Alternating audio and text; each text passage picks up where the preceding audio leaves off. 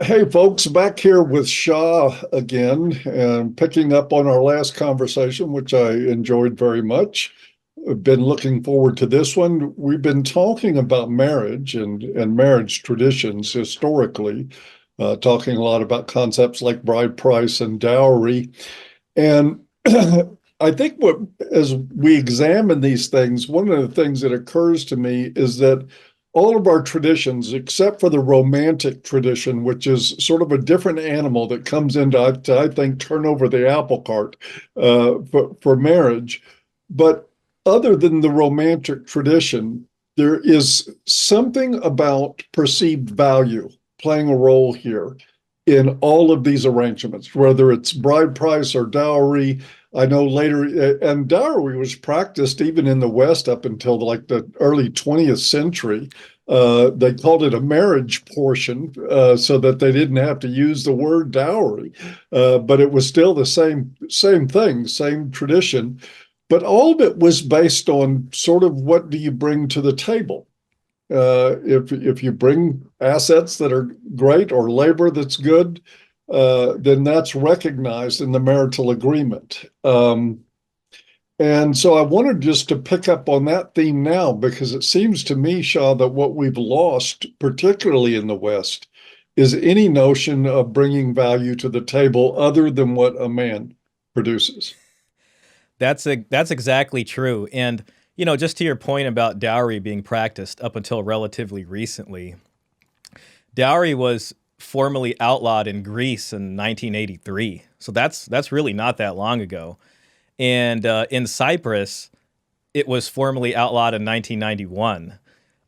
So it's some of these places are very very recently.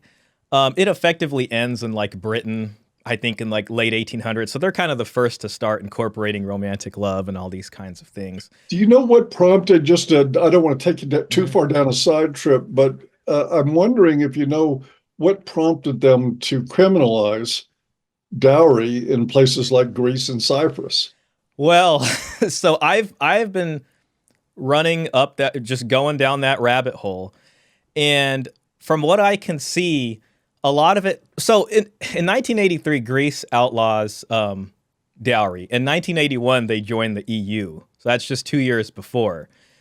And part of becoming part of that space is, I guess, updating their laws to be more modernized. And this includes things like laws for women's rights and incorporating feminism and these kinds of other things into it. Now, specifically, Cyprus and Greece. Cyprus, I don't know if it's part of the EU yet. It at least was not back then. But both Cyprus and Greece were part of the UN and part of the Council of Europe. And I was actually just looking at this earlier, but there was something called the Convention of. It was to help establish women's rights, basically. You're talking about the Convention of Istanbul? No, no, I have it. I got it right here. It's the Convention on the Elimination of All Forms of Discrimination Against Women. So the United Nations and Council of Europe were influenced by conventions like this. And then in turn, Greece and Cyprus, being member states of these other organizations, would then in turn be pressured to kind of fit in with some of the values being pushed in this way.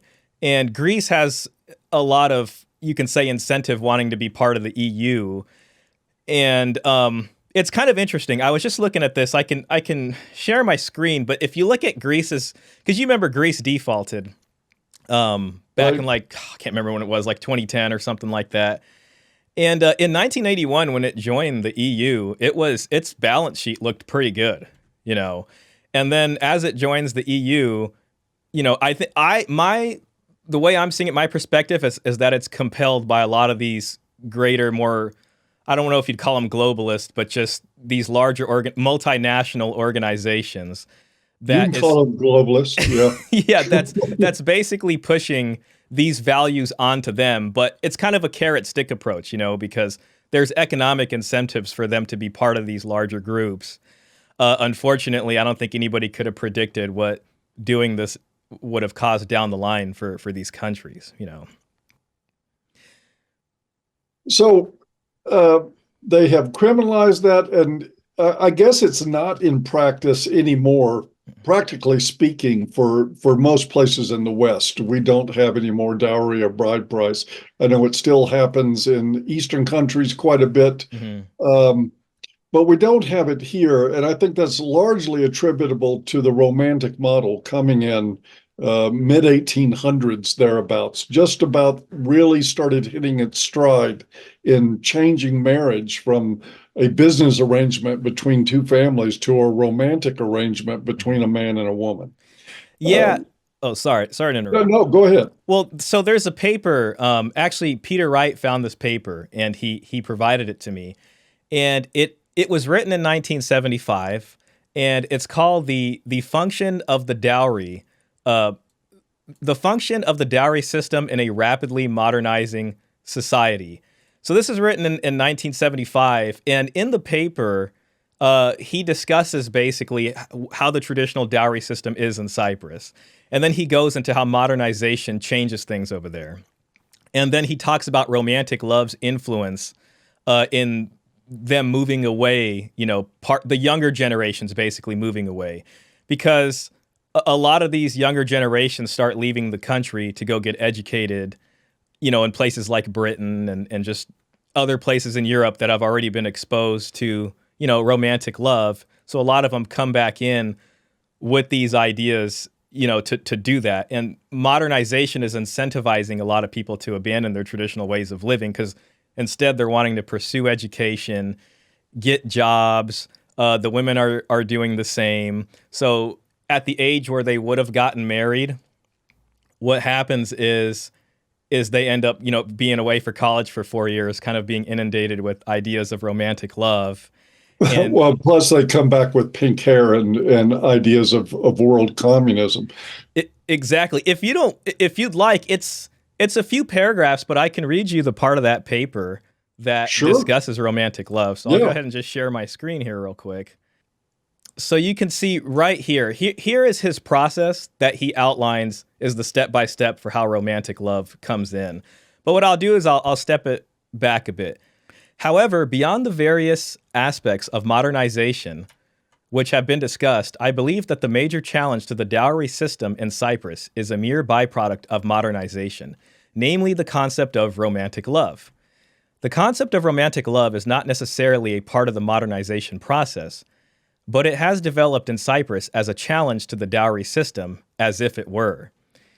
The ideology of modernization, especially among the youth, includes a rejecting of the dowry system and parentally arranged marriages because they are thought to be at variance with the concept of romantic love. Cypriot youth have been exposed to a Western European view of romantic love through the movies and the mass media, through British influences on the island, and through exposure to foreign cultures, in pursuit of their college education. First, the youth of Cyprus are very familiar with American and Western European cultural heroes, movies, pop music, and popular magazines, all of which have a strong romantic love emphasis. Second, during the time Cyprus was a British colony between 1895 and 1960, many of the British cultural ideas like romantic love were idealized by Cypriots because they were thought to be part of a modern and progressive society.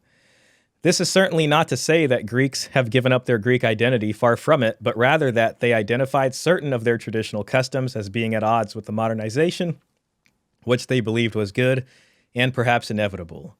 Third, since Cyprus does not have a 4-year college or university, this is back in 1975, large numbers of students obtain their college training in England and other Western countries. Since the students are at their most marriageable age while they are in these countries, it is not surprising that they would be influenced by Western European ideas about marriage and mate selection. And then here he gives his sort of step-by-step process of how this changes generationally. Yeah, let's go through that. Okay, the concept of romantic love, however, does not necessarily provide a conscious challenge to the dowry system. Youth that hold to the concept of romantic love may engage in an almost unconscious behavioral process which lead them to conclusions which are a challenge to the dowry system. The process may be outlined in the following sequential stages. Unmarried youth will accept the concept that two people should be romantically in love before they are married. Number two, unmarried youth will come to believe that they themselves are the ones who can best determine if romantic love is present in a relationship. Number three, unmarried youth will come to believe that quote unquote love detection is most effectively accomplished within a social environment where they can become acquainted with persons of the opposite sex. Although parents may initially be willing to permit this with the person who has been selected as a potential marriage partner, youth will eventually assert that quote unquote love detection demands that they be able to gain the acquaintance of a number of persons of the opposite sex. This is made all the more inevitable by the development of a rational emphasis in the Western concept of romantic love, whereby it is felt that compatibility of personality characteristics should be a part of the mate selection process. Thus, unmarried youth will want the freedom to become acquainted with members of the opposite sex for the dual purpose, which actually will become a single process of detecting the presence of love and personality compatibility. It is at this stage in the process that the Western concept of dating begins, a stage which Cyprus seems to be in at the present time. One of the major points of disagreement between parents and children presently is over the amount of freedom which teenagers should be allowed to have outside of the home. The control of the mate selection process will pass from the hands of the parents to the hands of unmarried youth. When two unmarried youth believe that they are in love with each other and they want to marry each other, the arrangement of a dowry will become only a formality. In time, perhaps, over several generations, even the formality of giving a dowry will most likely cease to exist. And just to point out again, this is in 1975. By 1991, they formally abolished the dowry. Just to give it a couple more paragraphs here before we reach the conclusion. It says, the above description of the dynamic relationship between the concept of romantic love and the dowry system is meant to be applied to mate selection in Cyprus only in a general way. It is my belief that most Cypriot families can best be classified as fitting within the third stage. However, it would be possible to find families in almost any community which could be classified in any of the 5 stages. As a general rule, urban families, more than rural families, are likely to be at the more advanced stages, and younger persons, more than older persons, are likely to hold to the legitimacy of the advanced stages. I want to go back to the first point again. Can we pop that back up on the Sure. screen Let me get that. to section 1 of that reading? Right here. Yeah, unmarried youth will accept the concept that two people should be romantically in love before they are married. Now, this is, to me, that's a deceptively understated transition in perspective among people, where you go from marriages that are selected by families that are interested in benefiting each other through the marriage. There's a selection process. There's the assessment of what the dowry will be, and all this planning around. And what this says is that we're going to throw all that away and base it on how we feel at the moment, which we do know that in the infatuation stage of relationships, when there's a very intense sexual attraction and emotional attraction to two people, that it is kind of a form of insanity. This is where terrible decisions are made. And so when I saw that, I thought, now, how did they get from this 10,000-year tradition, for all we know, of how you bring families together, how you create a new family, how you create a marriage, to, okay, we're going to throw all that away and let the kids decide based on the way they feel at the moment? Well, what I would say, and it's described earlier in the paper how modernization affects the dowry system. And essentially what's going on, and you can kind of see this going in order, right? Like, I think Britain is the first one that really gets industrialized and modernized. And then that spreads out. And with it, there's a kind of democratization, of romantic love. There's more economic opportunity. There's people moving from the rural areas to urban centers, and urban centers are growing like crazy. So as that happens, in this weird way, relationships between families kind of become impersonal. The beginning of modernization, economics look really good. Anybody can get educated, and they need you to throw you in a job so that you can start making money, and they'll take you. But as modernization starts to mature, kind of like where we're at now, instead of college degrees being such an asset that gets people these high-paying jobs, that sort of boom is over. But in the beginning, as urbanization's coming in and development's coming in, you can get this job, you can get an apartment or a house for rent a lot cheaper than it otherwise would have been comparatively. So it leads to a sort of fertile ground for the youth to think, you know what, why are we following these traditions? I'm way better suited at choosing my romantic partner than having my family do it, or being worried about inheritance, from my parents, or, a dowry coming from her side. So they start to get very bold because they see, they're basically riding the wave off of this boom. On the screen, I actually have that paragraph pulled up if you'd like me to read that. Sure. Let's do it. Okay. Whereas the dowry system may have had a positive effect upon the modernization of Cyprus, the effect of modernization upon the dowry system may not be as complementary. And what they mean by that is, as modernization starts to come in, the dowry system actually works to incentivize people to want to get education, because you got people who otherwise would not be able to command a higher dowry running to get educated so that they can come back and say, look, I'm a better potential suitor. I can probably get a better dowry, or whatever the case is. So it works well in that direction, but then after a long time, modernization pretty much hurts the dowry. In most developing countries, modernization has proven to be a challenge to traditional cultural patterns in several ways. The mere increase in the amount of education is likely to encourage a more rational approach to life, which can be a challenge in cultural traditions like the dowry system. A rapid urbanization process entails many people migrating from rural villages to cities, a process which upsets traditional social and economic patterns of living arrangement. The urbanite has less than a clear view of his city, thus the logistics of parentally arranged marriages in the dowry settlement becomes more difficult.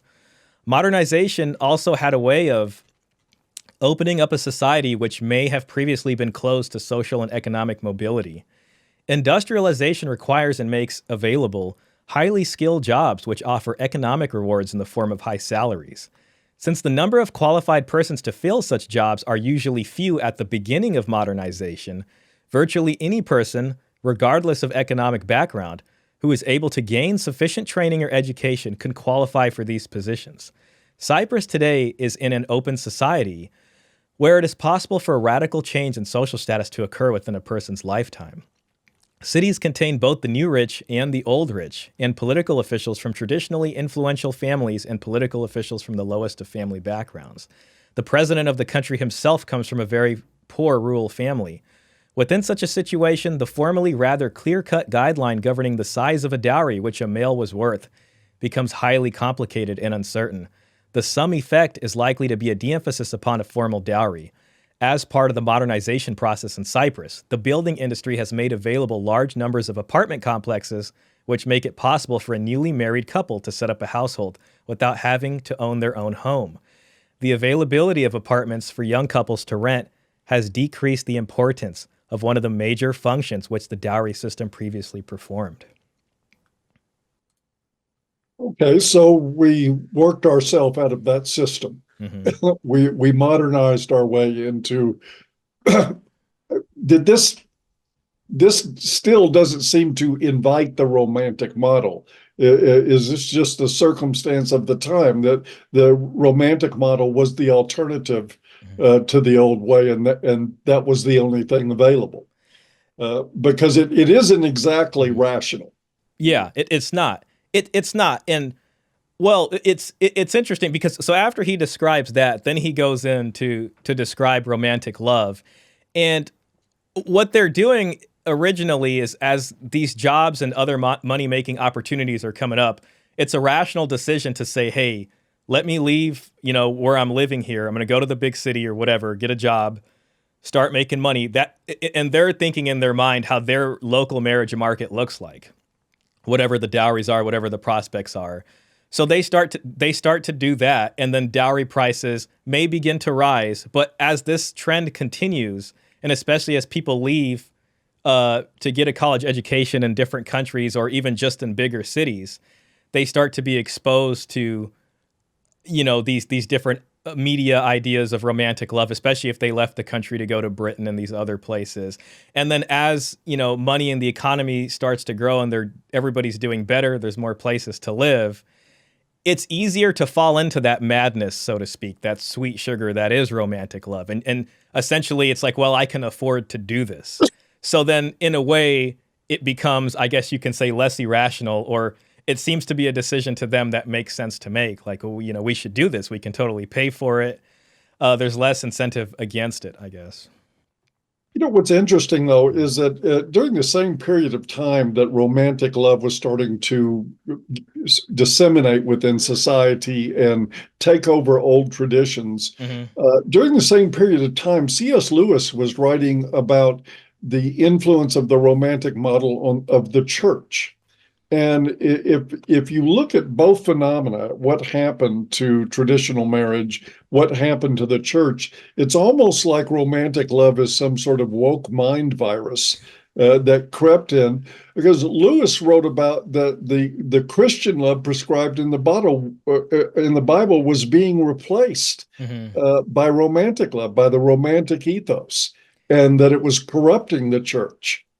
And it seems that model has also corrupted the family. If we look at the divorce rate and how family law is handled in the West, and then in the East for now, oh my God, India, look at it. It's just awful there. There seems to be an insanity attached with this new model. Yeah, I think so. I mean, romantic love, I think, tends to take away, it glorifies, maybe serving or pedestalizing one partner, and it takes away the duties from one partner as they become pedestalized and maybe move to a kind of divine status.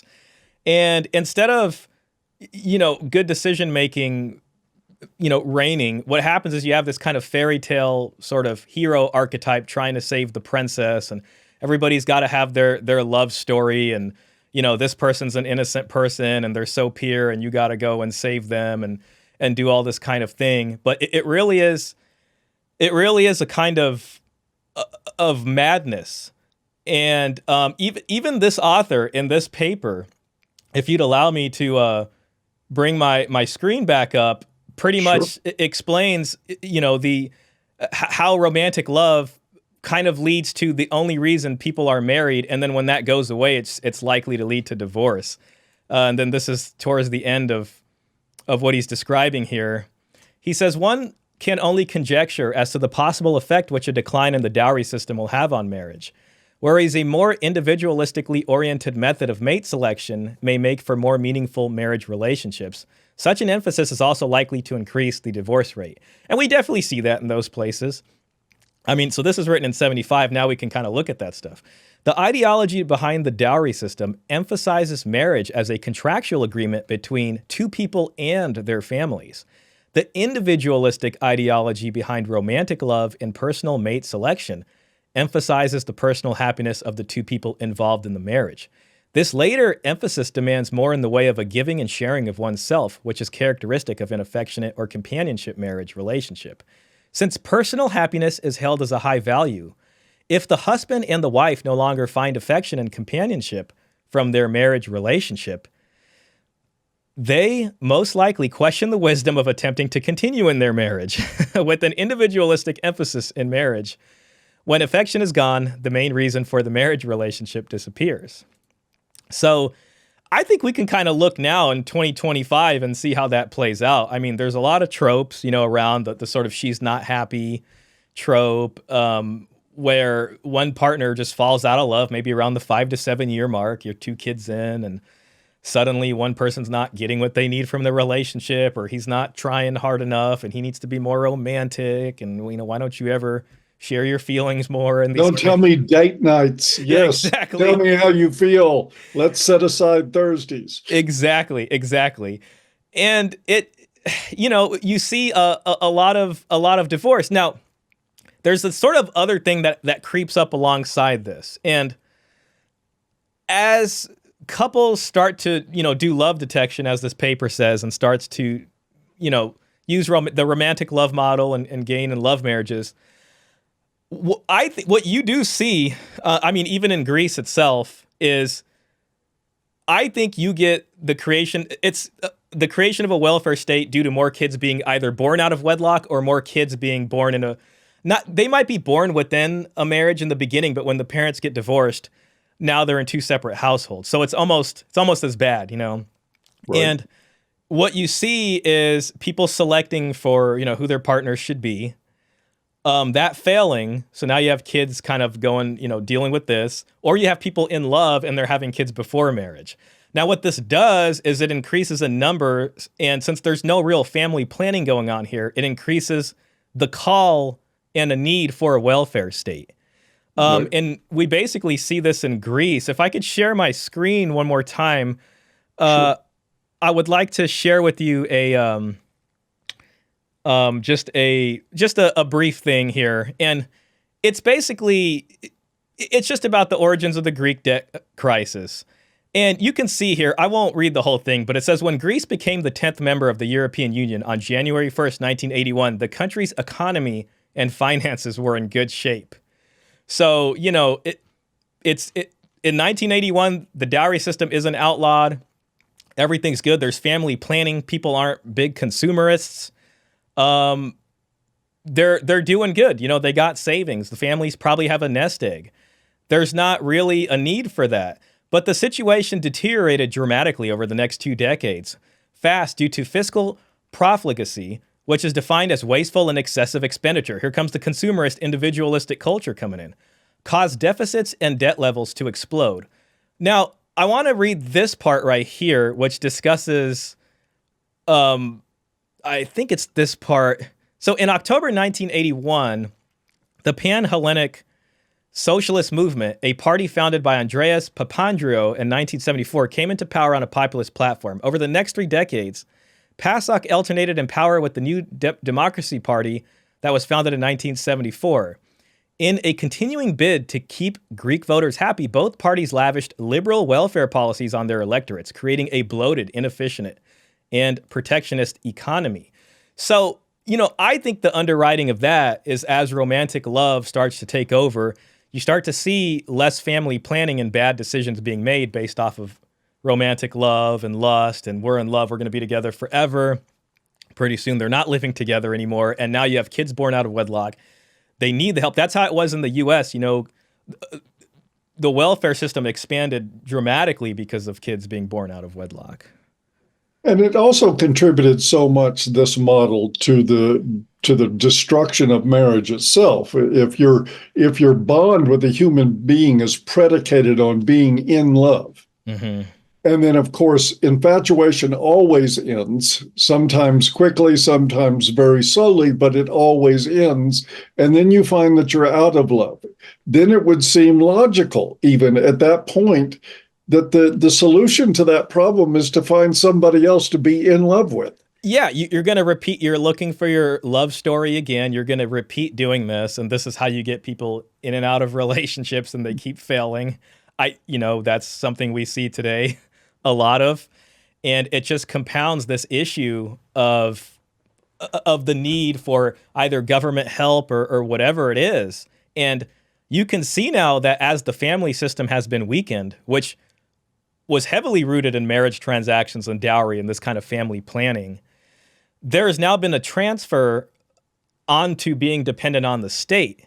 And then this creates, a call for a more robust welfare program and state in the society. And it just, it seems to just down spiral very, very badly. And then you end up $36 trillion in debt. Yes. Yeah, exactly. So there was actually we're kind of traveling backwards through the paper. And to just sort of emphasize maybe why this robust welfare system wasn't as needed back then, I can show you a few clippings from that very same paper that emphasize what the expectation was in the dowry. And this also comes in nicely to what does she bring to the table. So I'm going to read, there's 3 separate parts in this paper that literally say that the expectation for the dowry, unless you were very poor, was a house from her parents to help the young couple start. And I'll start with this one. Among the Greeks, who make up about 80% of the island's population, the family of the bride is expected to give a dowry to the prospective husband. Traditionally, no girl could expect to marry unless her family was able to provide her with the dowry. See, this is where the family planning comes in because there needs to be a plan here. Like, what you guys are in love, this is amazing, but what is the plan for the actual practical nature of this marriage venture you guys are going on? In holding to a neo-local residential pattern, neo-local typically means that the new family unit doesn't have to live by the mom's side or the father's side. Patrilocal would mean, she goes over to the husband's family and lives near their area. Matrilocal would be the opposite. In holding to a neo-local residential pattern, the most common form of dowry was a house, including the home furnishings. If parents were very poor, the very least that could be expected were the furnishings for the home, which usually included cooking utensils and hand-decorated lace tablecloths, towels, and bedspreads. Excuse me. This is another just clipping from that basically emphasizes the same. The dowry system usually presupposes two societal conditions. First, organized family units, and second, a property basis of society. And you remember we talked about that last time as societies become more complex and private property and monogamy, become a thing. You start to see a dowry system organically evolve in those societies. As such, the dowry system is very rarely found among primitive societies. And from there, you'll either find no marriage transaction if they, like there's a lot of Native American societies that had that. Or if they're a little bit more complex, you'll find bride price, typically. But exists rather in societies which have developed a certain degree of social organization. And, there are scholars that say the evidence that ancient Greece was a sophisticated and complex civilization is also further evidenced by the fact that they used the dowry system back then. So, fun fact. Okay. In pre-industrial Greek Cypriot society, the family of the bride was expected to give the prospective husband a house as a dowry in which to set up his new household. Although the residence pattern was basically neo-local, a father usually built houses for his daughters on the property which he already owned. Within such an arrangement, there existed a nuclear family household arrangement, and along with it, much extended family interdependence. Thus, while nuclear families held separate ownership of their land, the nuclear family members would often cooperatively share their farming tasks with extended family members. The extended family often worked as a unit in planting, caring for, and harvesting a crop. Grandparents who were too old to share in the productive task would care for the children. Within such a system, it was very important to parents that the daughters married a male, who was going to contribute to this goal here. And just real quick, so this is a sort of example for more as modernization's taking in. Another latent consequential aid to modernization provided by the dowry system was the encouragement it gave towards gaining a higher education. As a country modernizes towards becoming an urban, industrial, technologically oriented society, one of its greatest needs is for highly educated and trained persons. Within Cypriot society, the criteria upon which boys qualify for large dowries is a girl's family's perception of his likelihood of earning a good living. With modernization, well-paying jobs for college-educated and trained personnel become increasingly available. Thus, the dowry system rewarded those males who could earn a good income by performing a highly skilled task and encouraged males to obtain a high level of education. Even today, Cyprus is one of the few developing countries of the world which has a sufficient supply of dentists and medical doctors. The earning of a medical degree almost guarantees a marriage to a girl whose father is wealthy enough to provide a dowry, which will include a house, plus enough money to set him up in a medical practice, which may include an office, a medical clinic, and medical equipment. So that should give you some idea of what was brought to the table for a long time, up until romantic love and, feminist ideals and industrialization had its way. And that seems to be a really awful timing of the emergence of the romantic model and then feminism on its heels, which is really just a bifurcated arm of romantic gynocentrism. Mm-hmm. They're both the same monster that people are dealing with, but it does push us to the question. Mm-hmm. I mean, right now, I think we agreed last time that the state of marriage is not good. It's falling off. People are not even bothering to get married anymore. And the ones that do don't have very good luck at staying married. And part of this is rooted into, at least in the romantic sense, it is pretty much forbidden to ask a woman what she brings to, I mean, we can't even inquire what a woman brings to the table, because the answer in Western culture is, well, me. I don't know who would beat you up more if you ask that question. If it's going to be tradcon women, if it's going to be feminist women, or if it's going to be other men who will call you not masculine for even daring to ask such a question. You know what I mean? They'll sit there and say, you're not a man. You know, you're, whether it's a tradcon guy or even a more recent red pill, you know, self-improvement can do anything guy, like you have to pay for everything. If you ask that, you're in trouble. I wanted to share, well, just to drive the point home. And then I think once we do this, just to really drive the point home, I have another anecdotal sort of clipping, and it's of a person talking about remembering seeing his parents' dowry contract in Greece. Okay. And he explains what was the agreement and then what happened based off of this new law in 1983 passing. So I just want to share that. And then I think we can explore more sort of the issues that we have with asking somebody to bring something to the table, especially a woman. So I'll go ahead and share my screen one more time. Sorry, I got so many clippings up here. Share. No, this is great stuff, man. Bring them on. All right, so somebody was asking a question, is the dowry still widespread in Greece? And this is from 3 years ago on the Greek subreddit. So it's just a forum where people can ask people from Greece stuff. And this person responds and says, when my parents got married, my mom's family signed over a house to my father as dowry. It was a legally binding contract giving him ownership. I remember reading that contract when I was a teenager and having my mind blown. And by the way, one of the things that kind of ended the dowry system in England, and feminists fought hard for this back then, but the way they sort of undid coverture was by, I think it was called the Married Property Laws, and this was in like 1881 or 1889. I think there was two of them, but it essentially it made the woman a separate legal entity within her own marriage and that she could own her own property. So her dowry effectively became her own.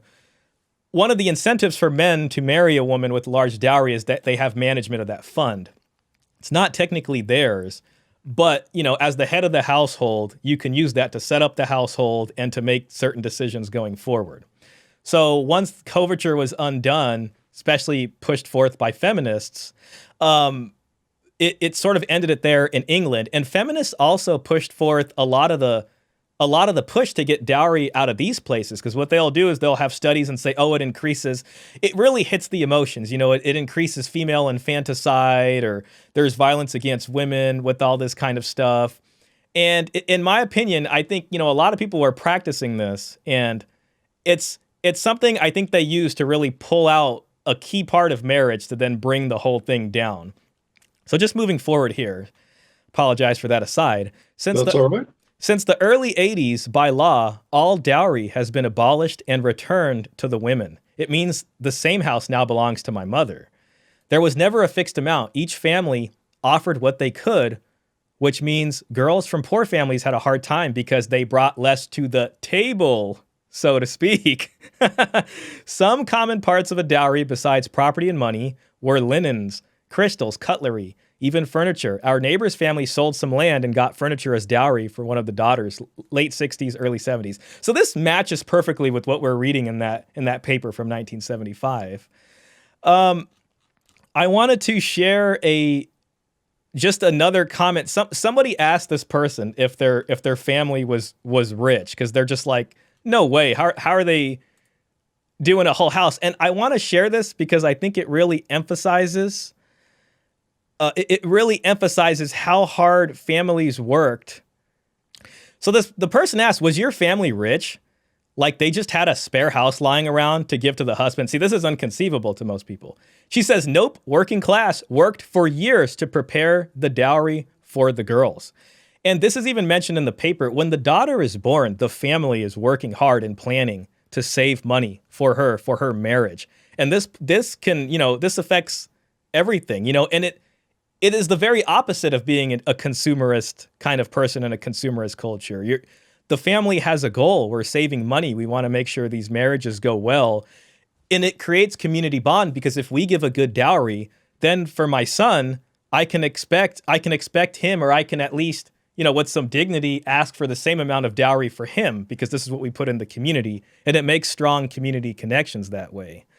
So I just wanted to share that because I thought it was fascinating. I think it's also really fascinating too when you consider, and I think about it in terms of what I see from so-called red pill content creators on the internet now that are all into this biodeterminism that the human species is described as males compete, females choose. Yeah. When in reality that's bullshit. We are a species where both sexes compete and choose, and always have been. And you see that reflected in the dowry system, which is the true marriage tradition going way back. But these are people, and I don't think they know it, the ones that are so addicted to this biodeterministic model, they are really just steeped in the romantic model. And they see this as males must compete so that females choose, because that is the romantic model and it's all they know. Exactly. They think they have abandoned it and that they're not blue pill, but they've actually just given a new dressing to gynocentrism, and it's even worse this time. I actually have a video clip I wanted to share with you, and it really does represent a lot of what's kind of repeated out there in the current manosphere, especially this concept of men having to make their value and women being born with their value. Right. Oh yeah, that's a great one. I'll pull it up right now, and then I think it'll help demonstrate to the audience kind of what we're talking about here. So I saw this earlier tonight, as a matter of fact. It's funny that you brought it up. Well, that's perfect. So that's good. So you have seen this, but for those who don't know, he's a large red pill content creator, and it's not just about coming after him. What he's saying, a lot of people say that also. These shorts are so finicky sometimes. Oh, great. We lost it. Just a second. I'll pull it back up. I have it as a link here.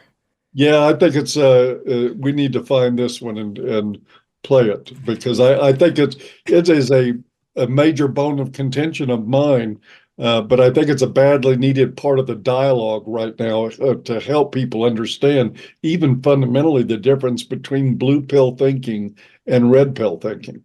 How do you feel about this statement? Women are born with value, whereas men have to work for it. Oh, I say it every day on my podcast, man. That's 100% true. So women are trust fund babies, men are self-made millionaires.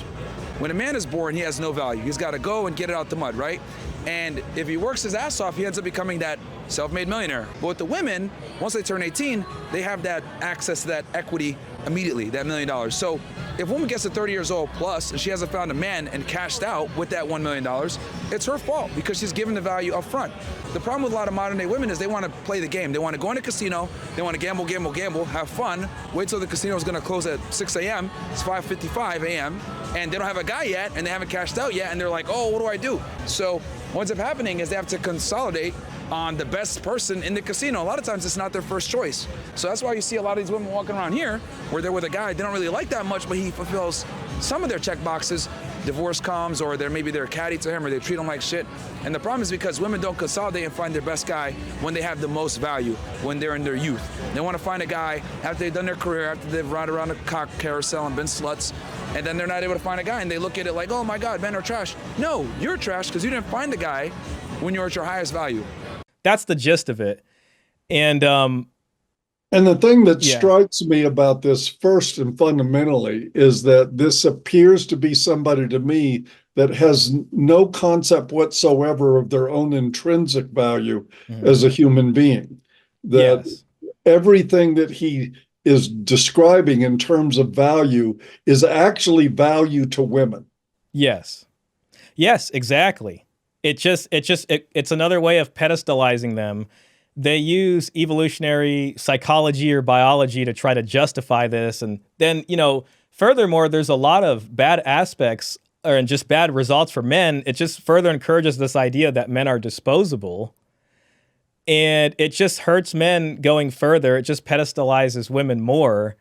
And it's just patently not true. And if we look at the history here, we can see that families worked hard to give women to bring something to the table. When they were born, all this work took place. It's not you just show up and you get all these prizes.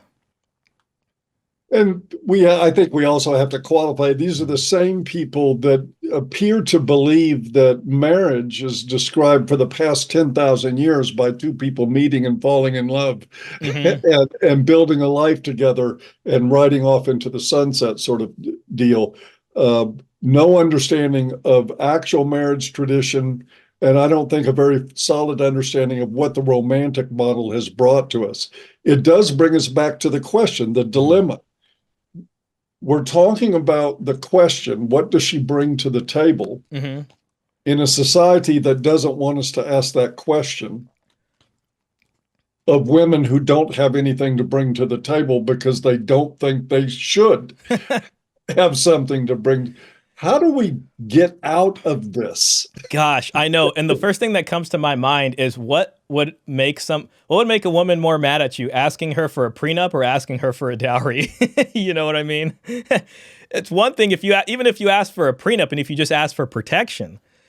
Forget about bringing something to the table. If you just ask for protection from losing everything you're bringing, that gets you looked at sideways, like you're just the most terrible person.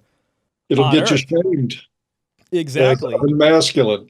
And it's not just, guys in the PUA type guys or more recent red pill manosphere types, but it's also tradcons that do this. I mean, we see this a lot. I've seen this on Twitter recently where they'll go on and they'll shame the guys to like, you have to have all this. You got to have everything ready and set up. She shouldn't have to worry about a single penny. That's not her problem. You as the man need to do this. And it's funny because they're both essentially saying the same thing, really. And Paul, if you look at the math, like you look at how hard a family works to try to get a dowry set up, you see that the reason they're doing it is to help a young couple get started early, and then they can have kids early and they can be productive and do all these things. And then what they're doing, if it takes, let's say, X amount of effort and pressure and cost to create a good marriage, and both families used to shoulder that burden somehow. The women's family on the front end and the man coming in and on the back end from his inheritance from his parents. A lot of the dowry, by the way, is related to the inheritance system. The woman's dowry is her inheritance, and then the son gets an inheritance on the back end. But that's another thing. So what I'm saying, though, is all of this pressure is now on the shoulders of young men. And young men throughout history have never had to have this level of pressure in order to keep the marriage thing going on. And Paul, they can't do it. It's impossible for them to do. No, it's economically impossible. Our system is not set up to even allow that to happen in the average family. And then we've got another problem on the other side of that. The same people that are telling young men, you need to man up, get your degree, whatever, make your money, get it right so that you can provide for a family. Then by the way, this woman that showed up in church Wednesday with a 4-digit body count, she wants to get married on Friday. So I want you to take everything you've built and invest it into her. And if you don't do that, you're shamed. Yes, exactly. And then on the other end of it, once the divorce happens and family court comes in, it's still your fault. I mean, they're not going to come down on her. It's going to turn into some form of, you didn't do, okay, you met the financial needs, but you weren't meeting the emotional needs. It's still going to be your fault. I mean, it just goes completely into just shaming the guy. And at the end of, you can only shame so much before it becomes ineffective and guys just put their hands up and say, we're done here. This is an impossible ask.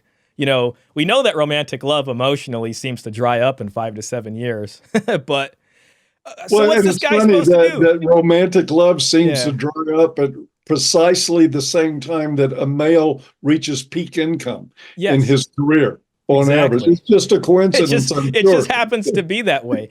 Yeah, Yeah. and it's interesting too because there's a lot of discussion about hypergamy, and what I've realized more recently is that the dowry system actually serves as a bulwark against unfettered hypergamy. Because if you're a woman and you don't have a matching dowry to match a certain man with his potential income and career going into the future, you're just not in the same class. That's not for you, right? So it leads to this kind of, I think they call it positive assortative matching, where people of the right amount of dowry match with grooms of the right amount of income potential to begin with. So that was the kind of historical bulwark, and it put guardrails on hypergamy, which is interesting. And it's like now we live, when you look at how much has changed and what we're dealing with, it's like they want young men to do all this stuff. Women are taking half the jobs just off rip, so Or more than half now. yeah, it's right. More than half, especially when you look at college education. College education in itself isn't exactly an asset. Some of these women, and even men, they have college debt some of them aren't never going to be able to pay off. They can't bankrupt it. So what used to be an asset has now become a burden. And sitting here and just yelling at men is not going to solve this problem. I mean, it really isn't. You see this with individual families. You see this with whole countries. In the case of Greece here, they had a balanced checkbook. Then all these multinational globalist agendas came in for what I think is essentially short-term economic gain. They're like, if you do this now, you get the women working. Economically, these things are going to go up. Like the number is going to go up fast, but then it's going to reach this point where it can't do that anymore and it's unsustainable. All these other things, romantic love, kids being born out of wedlock. Now you need a welfare state.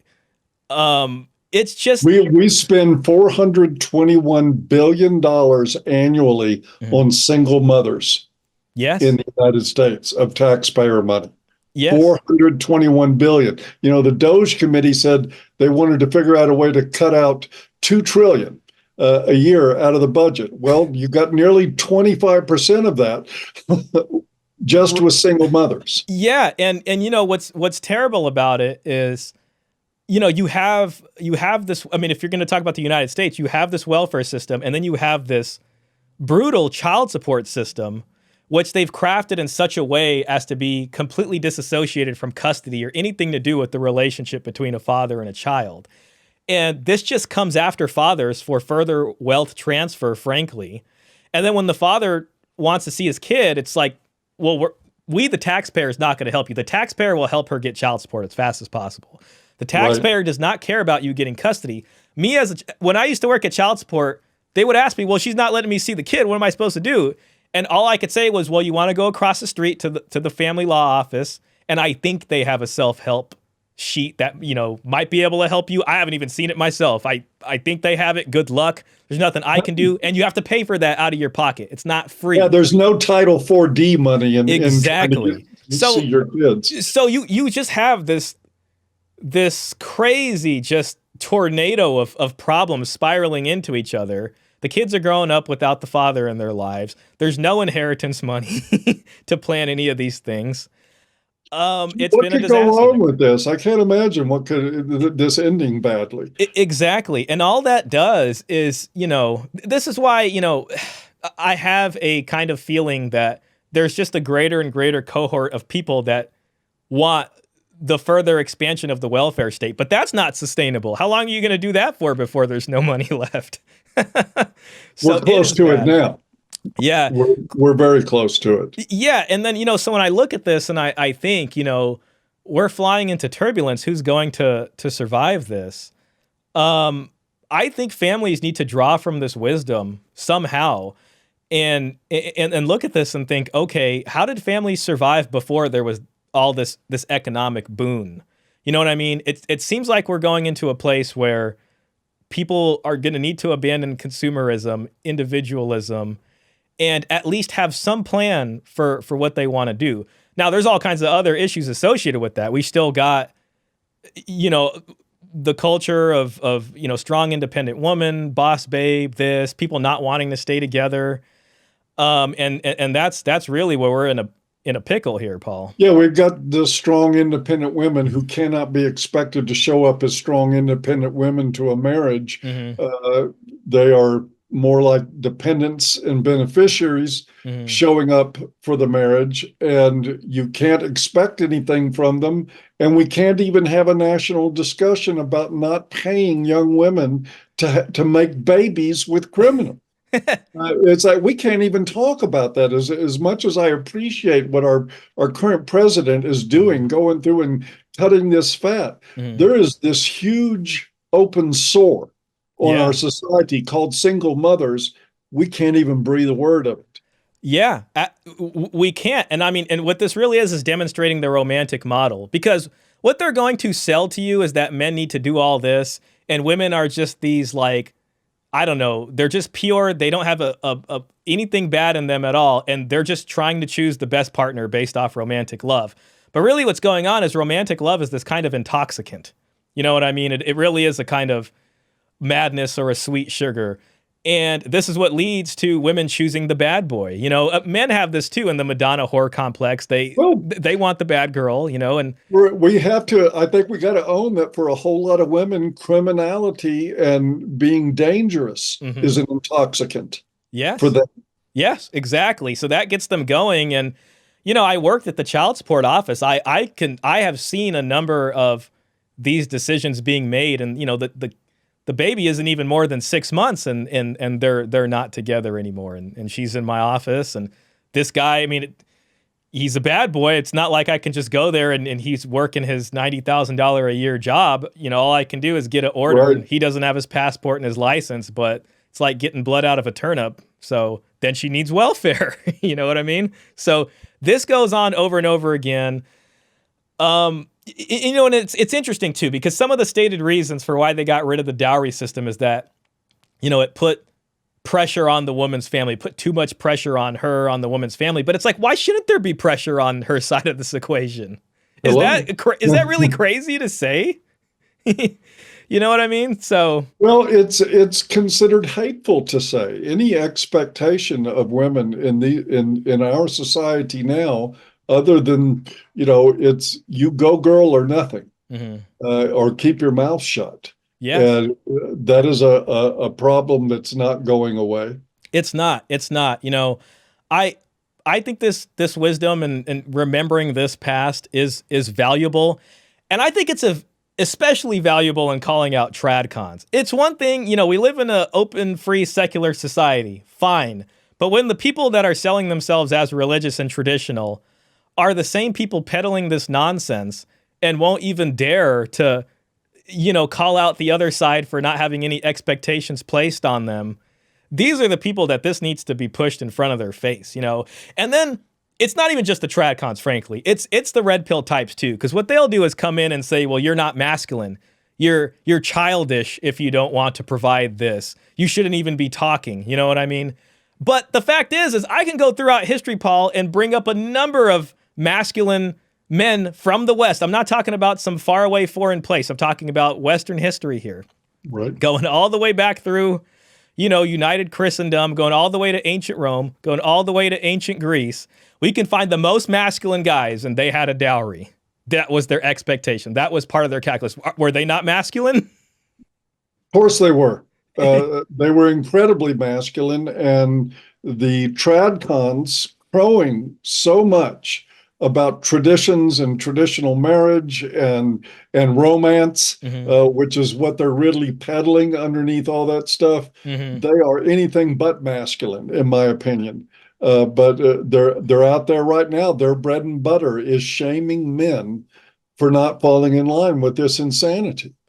Exactly. That's just what it is. It helps them. I don't know if it's just for virtue signaling or what it is, but they are caught up in that. And it's interesting when I hear, from Christians who talk about how deeply it is in the church and how entrenched it is there. It seems like a lot of different institutions in our society just have this as a default now. And really feminists were very effective in what they did. They got together they lobbied these different organizations. They got things changed, in many different countries, and it's led us to this point. All these countries are basically bloated, overweight, you could say, with no money. A lot of people don't even own houses. They're all renting, and they're not sure how they're going to do that even for the next 2 months without running into a problem. And then, when you look at red pillars and they're telling you self-improve, make all this money, they're still telling you to accept a bad deal. If you make all this money and, okay, I'm meeting her expectations, which they'll simultaneously say are delusional, but then also tell you to meet, that's a different story. It's still a bad deal. Either family law can screw that, but it's like when you look at the historical basis of what a good marriage looks like, a good marriage match, you're getting the raw end of the deal. You got screwed over in this. You overpaid. You know what I mean? So I think the tradcons want you to overpay. That's why I honestly, I almost hate to say it, but it's true. I have more respect for feminists than I do for tradcons. At least feminists are honest about their ethos. They know what they believe in, and it's not this surreptitious BS of where they're crowing about one thing about traditional marriages when they don't even understand what traditional marriage is. Exactly. They have no concept of it whatsoever, and they have no interest in knowing. That part absolutely just blows my mind. And I really think the thing is, Paul, is that maybe when they're going to get close to understanding what it actually looked like, there's this barrage of, oh, this is going to create violence against women. This is going to create female infanticide, as if we don't already have the most infanticide going on every single corner, in most cities in this country to begin with. That's another story. But it immediately comes in with this emotional thing of like, oh, this is just bad. This is just what other people do that aren't civilized do. Meanwhile, the entire civilization is unraveling here. And when it comes to the advice they give, they're not actually telling men how to get wives. They're telling men how to buy concubines. Is really what they're doing. Yes, that's what that is. You're paying, and you're in a market for concubines, and you're just looking for a good concubine. Frankly. And that is my impression of most of the higher profile tradcons out there, that they're really trying to harem build. Yes. With their public virtue signals and all their shaming tactics against men who actually think they might be worth a good deal in marriage.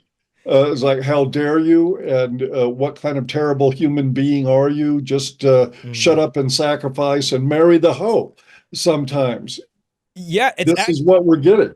That's actually a really great point, because I can see that applying to the red pillar, PUA guru types.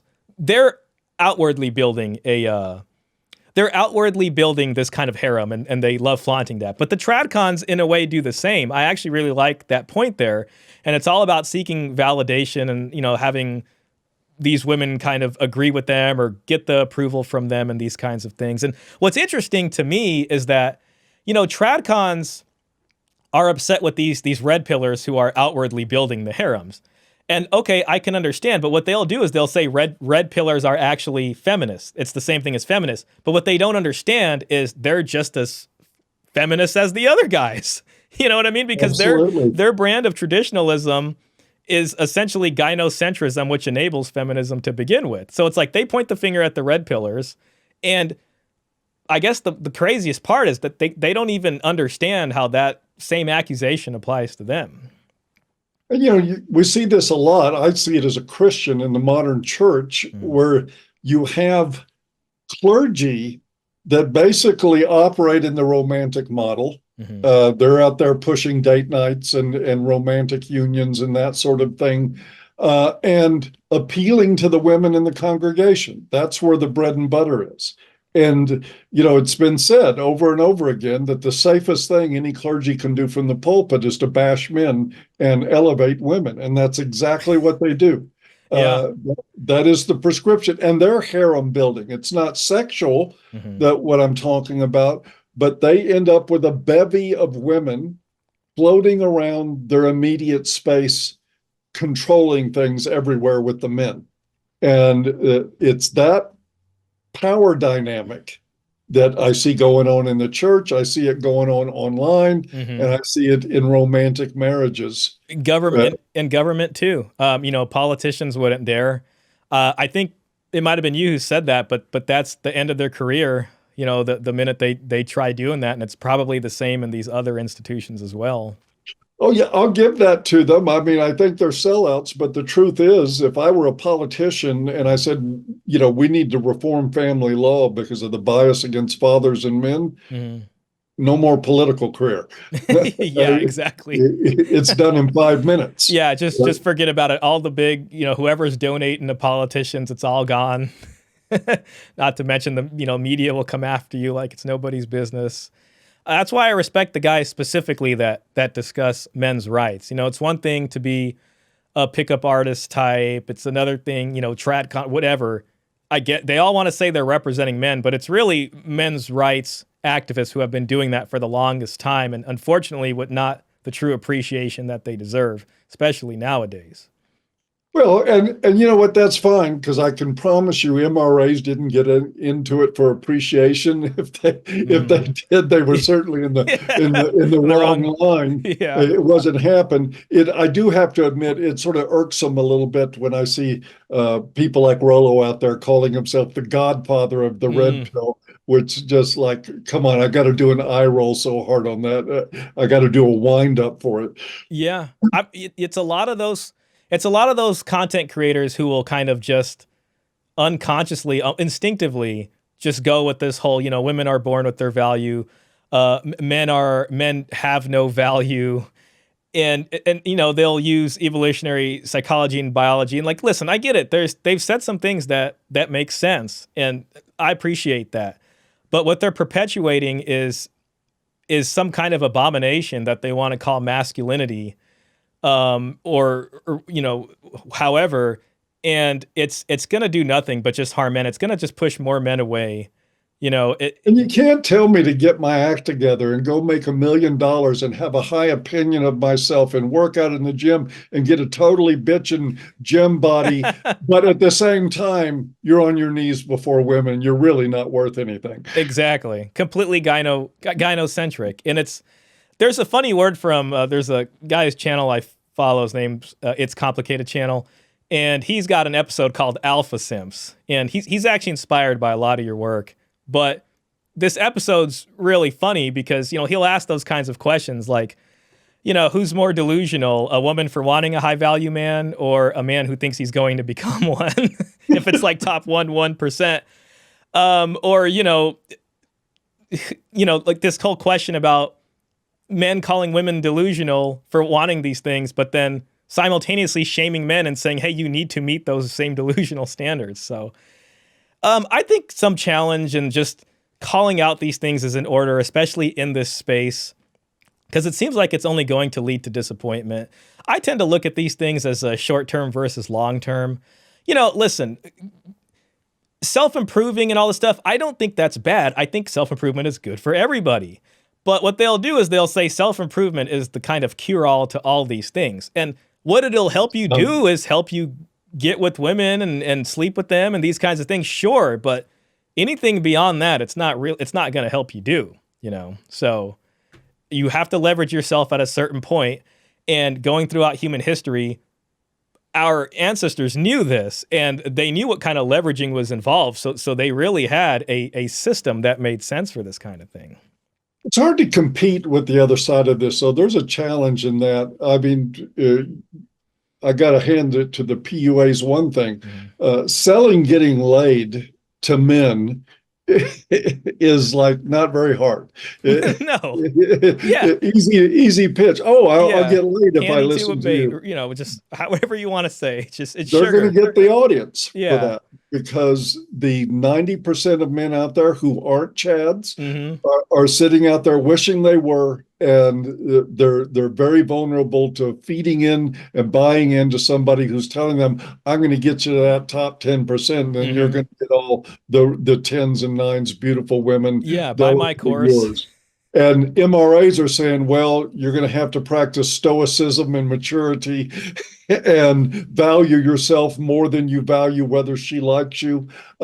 Those sort of things are really challenging, but they are true self-improvement. Yes, yes. You know, a lot of what I see, especially with these guys selling this stuff, is I think it's just increasing narcissism all across the board. You know, feminism and gynocentrism has made women very narcissistic, especially when it comes to romance and how they deal with the opposite sex, you know.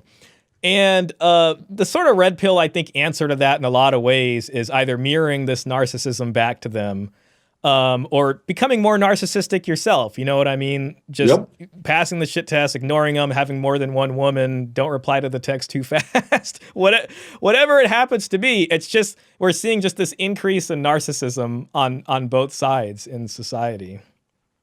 And yeah, it is at the point now where I think we can officially say we have a personality disordered society.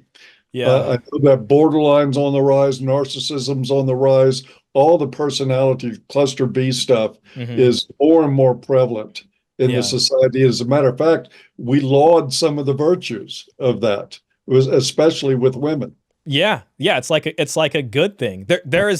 It's not even just that it's increasing narcissism, it's a glorification of narcissism. And even on the men's side, the manosphere does this with glorifying these kind of high value, quote unquote, individuals. And just worshiping them basically, you know what I mean? And it's essentially just narcissism.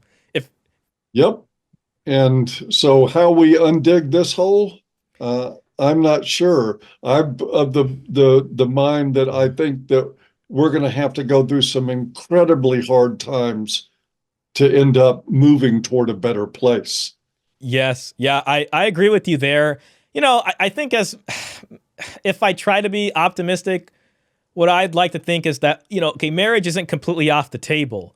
Now, it's okay if it doesn't happen, but I might not even mean legal marriage, but if you find a deal that might make sense, if this person's coming with something and you guys put stuff together and maybe can build something, at least there's an equal buy-in, so to speak. If you find something like that, it might be worth doing, but, you know, you can expect a lot of stuff on the other side of things going bad, because we live in this society where, especially the family law system, I mean, I know this firsthand, really incentivizes people to leave. My opinion always was if I was going to sign that paperwork, she'd be making as much, if not more than me, or bringing some kind of wealth in. And if that's not the case, then that's sorry, you know. And I think men need to be armed with this knowledge so that they don't have to feel bad. Take it a step further. I mean, I'm not trying to set myself up as the ultimate example of anything, but I insisted on a woman that brought something to the table financially alongside me and refused legal marriage at the same time. I do recommend that to all men. The legal marriage, there is no upside to it, to the legality. There may be upside to the union, to the connection, and that's great. You wouldn't be getting together if there wasn't an upside to that.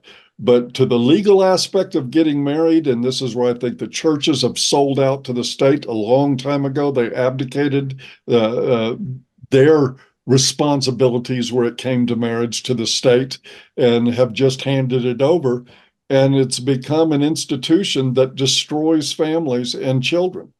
Paul Nathanson recently left a comment. As a guy, I love this guy. He's written some of the best books ever on misandry in this culture, and he understands this stuff very well. But he talked about I think his point was that it's hard to talk about marriage very long before you have to talk about it, the impact of it on children and what it means to children. And I think he's right about that. And at the same time, marriage itself, as it stands in Western society right now, is dangerous to children.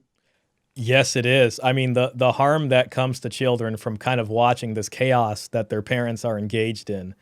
I mean, frankly, it's out there for us to see. I mean, these children are grown up now, and we're kind of watching this catastrophe unfold. And, you know, you mentioned certain mental health issues, a lot more, I think, BPD and something else that you mentioned just on the rise and all that stuff. And it's from this kind of stuff. The children really are the ones who lose in this entire engagement. And really the dowry system, is about making sure, hey, before you guys do anything, let's make sure there's a plan so that the kids that come out of this marriage have a chance. And it's all about finding a way to strengthen the community and thread wealth throughout the generations. That's where inheritance comes into this. And that's a fascinating conversation too.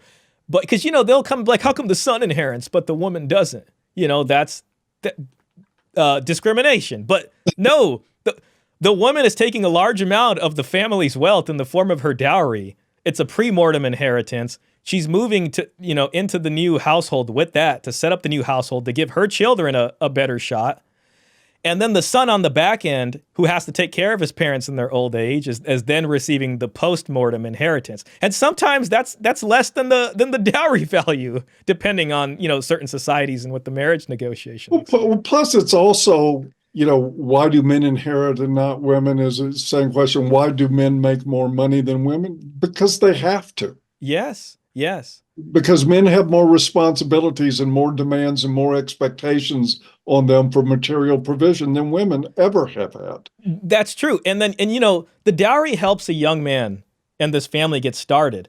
As he gets older, he pays this forward. Says he has a daughter, he's going to push that forward with her in the form of a dowry. It's one thing to look at an older man or something who's had his whole career and had all this help from his family and community and her family to do something worthwhile. And then if he doesn't, pass that forward, then you can say what happened with you. But to look at a young man and to have these unrealistic expectations on them and then make them think that they're really failures out here, it's like shooting them in the leg before the race starts. It really is irrational and doesn't make any sense. And it's a very easy thing to do for some men who have had some measure of success in life, and men of different generations, because there's never been a bigger generational difference between I'm a boomer and what we're young people at. They live in an entirely different world than I did. It's not the same. Yeah. It kind of goes into that conversation with that paper. The early part of modernization, it's great. The education, you can pay your way through some university working at a part-time job after school or whatever. Nowadays, it's just different.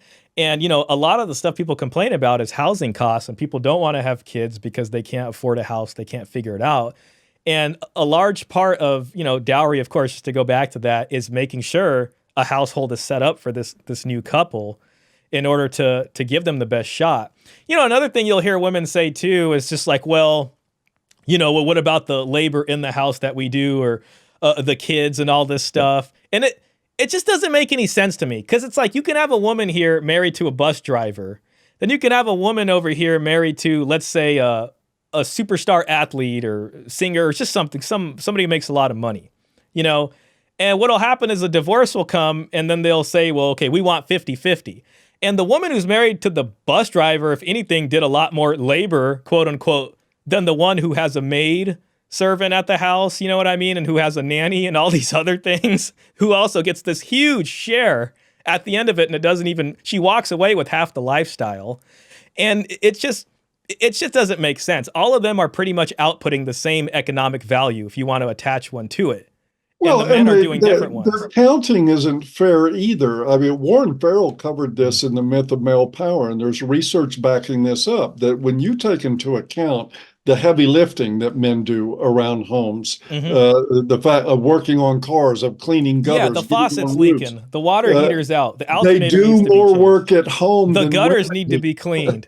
Yes. One of these kids accidentally broke a hole in the wall, and we got to get that figured out, the drywall and all that. There's a leak, on the bottom of the kitchen sink. The microwave broke. I'm going to have to change that. Yeah, and I don't see her grabbing a pipe wrench. Mowing the lawn. Yeah, that is the funniest thing about it, Paul, because you're right. When you really think about it, there is a lot of labor that's separate from the job, from his actual work, that a man has to do around the house that just goes completely unnoticed.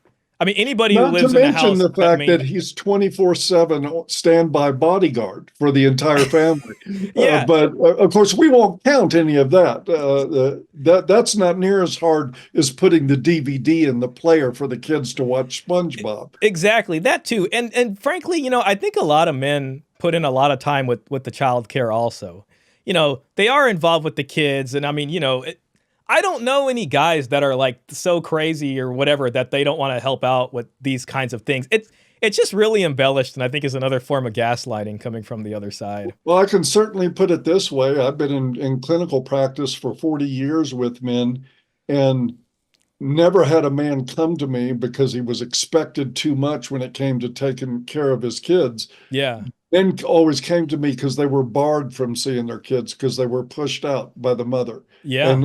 and not allowed to be involved with the kids. So I just don't buy any of that stuff. Exactly. And then if it was so hard, they would say, you take the kids after the divorce. Instead, it's like it becomes a bargaining chip. They want to do that for wealth extraction. Sure. It sounds bad. I hate to say it like that, but that's really what happens. First, it's I gave birth to your babies, and then it's like these are my kids.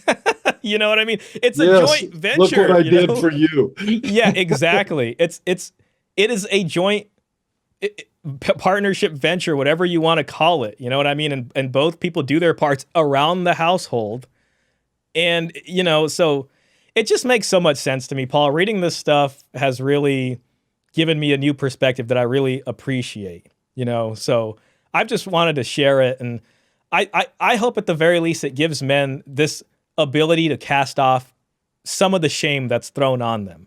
The next time a tradcon or one of these red pillar gurus tries to shame you, for not being this high status guy that pays for everything and whatever, it's just going to roll right off of you because now you know the actual history and you know where they're wrong. And the challenge is that stuff runs very deep in the male psyche. A disapproving look from a woman, a bit of disappointment from literally for some men, it crushes them. Yeah. They are flattened by it.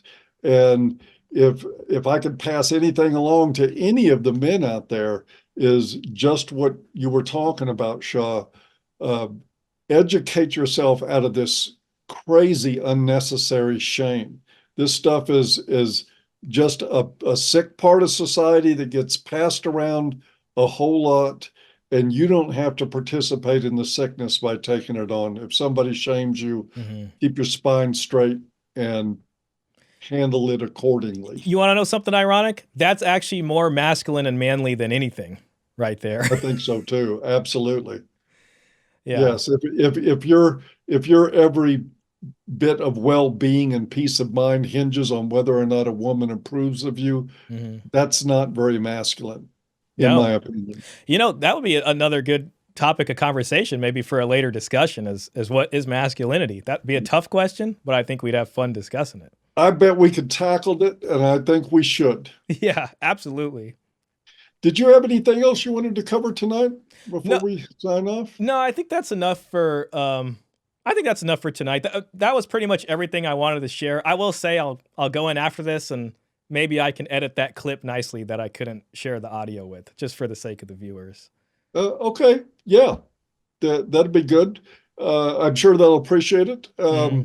Anyway, I'm speaking once again with Shaw. I am really enjoying these conversations. It's great to talk to somebody in this space that hasn't sold out. And it's obvious in your work, in the way you carry yourself and what you're doing, that you haven't sold out. And I don't think you will. Intellectual integrity is important. Thank you, Paul. That is high praise, especially from you. I appreciate that. No problem. That's it, folks. We will see you next time. I'm sure we'll be doing this again. Everybody take care. Bye-bye. Take care.